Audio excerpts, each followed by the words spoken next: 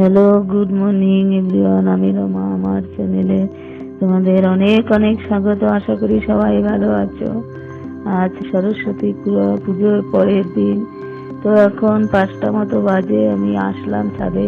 এতদিন তো ওয়েদার খুবই খারাপ ছিল, মেঘাচ্ছন্ন ছিল। আজকে দেখো একটু আকাশটা পরিষ্কার লাগে। এসি ছাদ থেকে নিচে যাব, যে সমস্ত কাজকর্ম সারবো, সেরে তারপরে সন্তু আবার যাবে অফিসে, ওর বাবাও বেরোবে। তাড়াতাড়ি আমার উঠে কাজকর্ম সারতে হয়। তো দেখো জানলাটা কি ময়লা, এটা পরিষ্কার করার একদম সময় পাই না। আর যাও যদি বা সময় পাই, ইচ্ছা করেও করি না, কারণ কদিন পরে ঘরে আবার হাত দিতে হবে। আমার বাড়িটা কমপ্লিট হয়নি, এখনো আনকমপ্লিট রয়েছে। এই সপ্তাহখানে পরেই আবার শুরু করব। এটাও কিছু কেচে ধুয়ে রেখে এসছিলাম নিচের থেকে, কেচেছি, ধোয়ার জল ছিল না। এখন এই ছাদে এসেছি, এগুলো ধুয়ে মেলে দিয়ে নিচে চলে যাব। শীতের কিছু কম্বল টম্বল কেচে নিয়ে এসছি, সোয়েটার, এগুলো কেচে তারপরে কেচেছি, ধুয়ে মেলে দেব। এরকম কম্বলটা এবার ধুয়েছি, এটা রোদে শুকিয়ে এটা তুলে দেবো। আর বার করবো না, ধোয়া বড্ড কষ্ট, বারবার ধোয়া যায় না। শীতে তো প্রচন্ডই ময়লা হয়। চাদরটা মেলে দিয়ে নিচে যাব। সব জামা কাপড় মেলা হয়ে গেছে। খুব শীত করছে, আমার ঠান্ডা ধরেছে। একটু যে চা খাবো, চা খেয়ে দেখি নিচে ওরা এখনো মনে হয় ওঠেনি। আমি তো দেখে এসছি যে কেউ ওঠেনি। চা বসিয়ে দিলাম, চায়ের জল। ওইদিকে একজনের গরম জল বসানো আছে, চাটা নামিয়ে আবার আর একজনের জল বসাবো। বাপ বেটা দুজনই চান করবে। দেখো আমরা বেশিরভাগই লিকার চা খাই, আজকে দুধ চা বসালাম। দেখি অনেকদিন ধরে দুধ চা খাওয়া হয় না, তো তো আজকে একটু দুধ চা খেয়ে দেখি। দুধ চা খেলে অ্যাসিড হয় প্রচুর।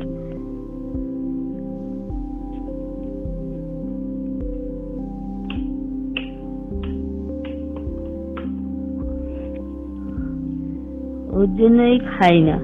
শাশুড়ি তো লিকার চাই খায়, উনি দুধ চা কখনোই খায় না। আমরা যদি বা খাই, ওনার জন্য আলাদা করে লিকার চা করে দিই। চাটা হয়ে গেছে, এবারে ছেঁকে সবাইকে দিয়ে দেই, তারপর আমিও একটু খাই। অন্যদিনের তুলনায় আজকে তো একটু ঠান্ডাটা কমই। অন্যদিন যা ঠান্ডা থাকে বাবা, হাত পা কাঁপুনি উঠে যায় ঠান্ডায়। এবছর প্রচুর ঠান্ডা পড়েছে, অনেক বছর পর। এই দেখো শাশুড়িও চা খাচ্ছে, জানলাটা একদম খুলতে দেয় না, ওখান দিয়ে হাওয়া ঢোকে। তাই আজকে তো রোদ উঠবে মনে হচ্ছে। আজকে দেখি যদি একটু খুলতে পারি। ওই দেখো সন্তু বললাম কম্বল ছাড়েই না, উঠে কম্বল জড়িয়ে বসে আছে। এখন চা খাবে, চা খেয়ে চান করতে যাবে, তখন যদি কম্বলটা ছাড়ে। আমিও একটু বসে খেয়ে নেই চা, দেখি।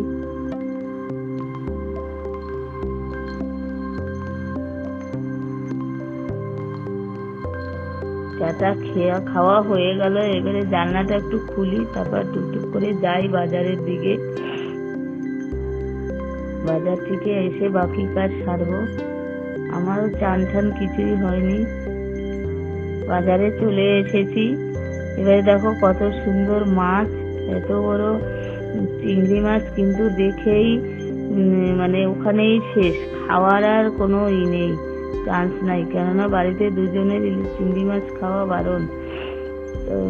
কিন্তু ভালোবাসে সবাই খেতে, কিন্তু আমিও তার সাথে সাথে খেতে পারি না, আমারও বন্ধ। দেখো কত মাছ, যেই মাছ দেখি সেইটাই নিতে ইচ্ছা করে। পাবদা মাছ, পাশে মাছ, কিন্তু এত মাছ নিয়ে কি করব, রাখবো? ওই ফ্রিজে 3 দিন 4 দিন রেখে ওই খাওয়া আমাদের পোষায় না।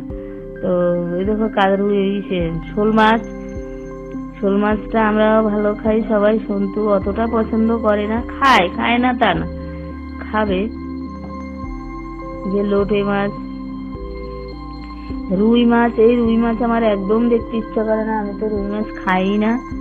অনেক আগে খেতাম, এখন কি জানি ইচ্ছা হয় না খেতে। ওর থেকে ডাল ভাত খাবো তাও ভালো, একদম রুই মাছ খাই না। সিলভার কাপ মাছও খাই না। তো 4 কিলো 5 কিলো ওয়েটের মাছ হলে ওইগুলো খেতে টেস্টি হয়। দেখি আজকে বড় মাছ পেয়েছি, একটুখানি নিয়ে যাই। না আগেই কাতলা মাছের যে জ্যান্ত কাতলাগুলো হয় না, এগুলো আগেই একটা নিয়েছি, 1 কিলো 250 ওজন হয়েছে।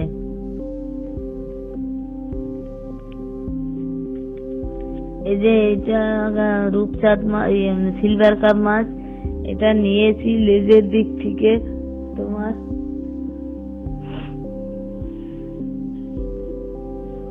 800 মতো ওজন হয়েছে। আমার একদিন হয়ে যাবে। আমাদের আবার মাছের পিস ছোট হলে চলবে না, একটু বড় বড় পিস চাই, ছোট হলে চলবে না।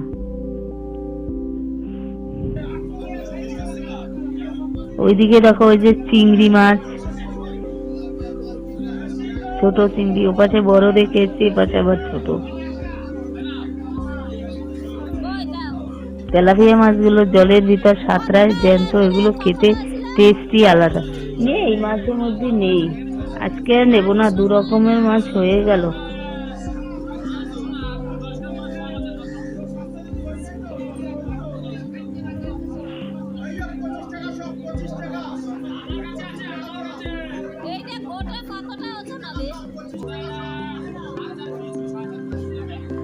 মাছ কেনা হয়ে গেছে, এবারে যাই দেখি।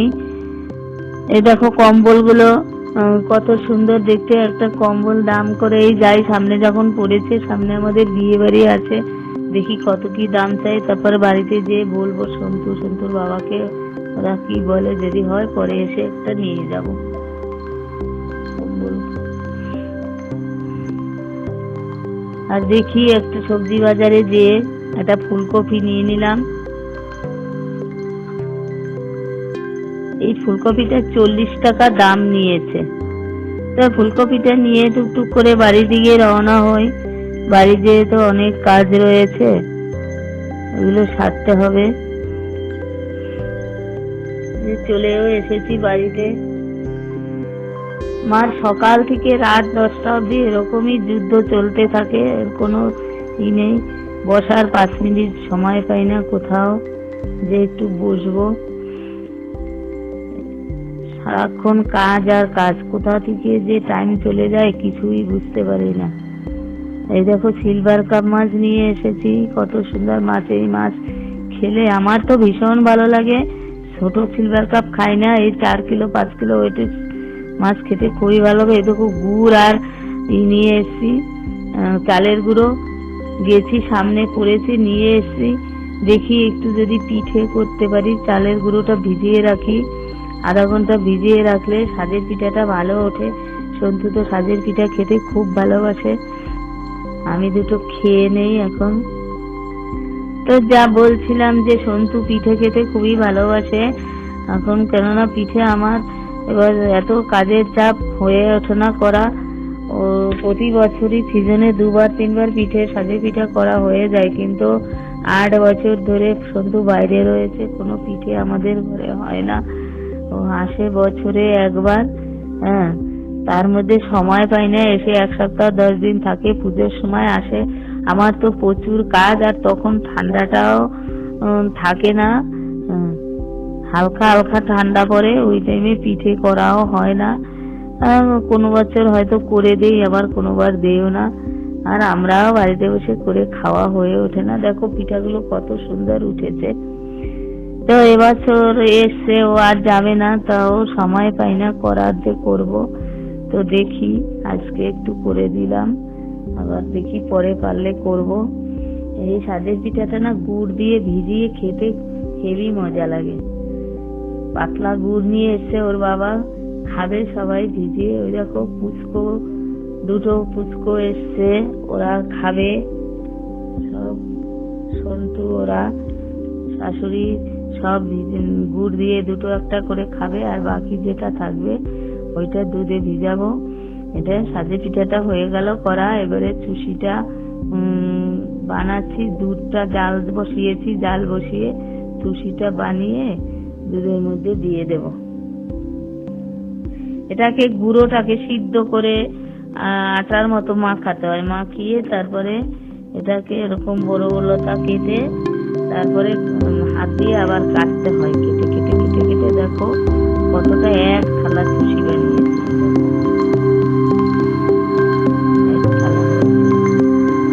এগুলো দুধে দেব। এটা সিদ্ধ হয়ে গেলে তারপরে সাথে পিঠা ছেড়ে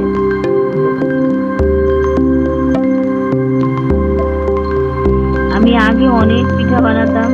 1 কিলো চালের চুষি একা বানাতে পারতাম, কিন্তু এখন এত কাজের চাপ, এখন আর হয়ে ওঠে না, আর ইচ্ছাও করে না। আর ও তো এত বছর ধরে বাড়িতে নেই, মানে পিঠা বানানোর জিনিসটাই জানি নষ্ট হয়ে গেছে। দেখো গুড়টা জাল হয়ে গেছে, এর মধ্যে এখন পিঠেগুলো দিয়ে দেবো।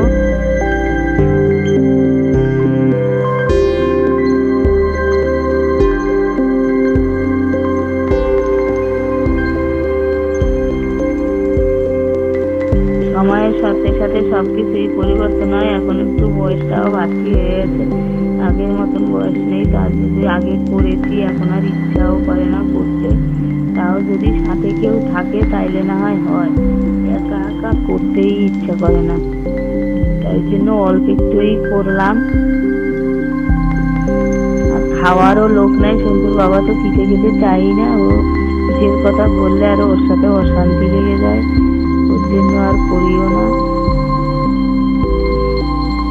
ছেলেটা একটু খায় বলে ওই বাড়িতে এসছে। এখন ওই সিজনে একদিন করে বানানো হবে, তাছাড়া আমারও সময় হয়ে ওঠে না, আর ইচ্ছাও করে না,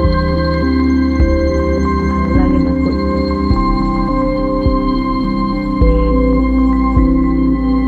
চুষিটা জাল হয়ে গেছে, এবারে চুষি সিদ্ধ হয়ে গেছে। এবারে সাথে পিঠাগুলো দিয়ে দেই। এগুলো দেওয়া হয়ে গেলে তারপরে একটু দুধ রেখেছি, ওই দুধটা ঢেলে দেব।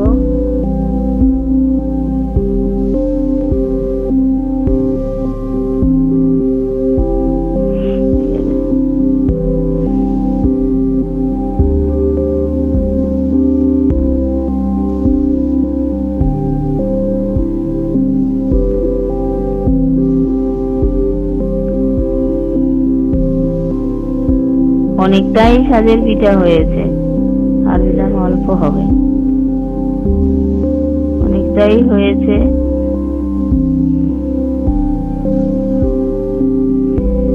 তো এই পিঠা রান্না করতে করতে আমার ভিডিওটি এখানেই শেষ করলাম। তোমাদের যদি আমাদের ভিডিওটি দেখে ভালো লাগে তাইলে আমার চ্যানেলটি লাইক ও সাবস্ক্রাইব করে দিও। আর ফেসবুক থেকে যদি দেখো তাইলে পেজটি ফলো করে দিও। থ্যাংক ইউ, ধন্যবাদ।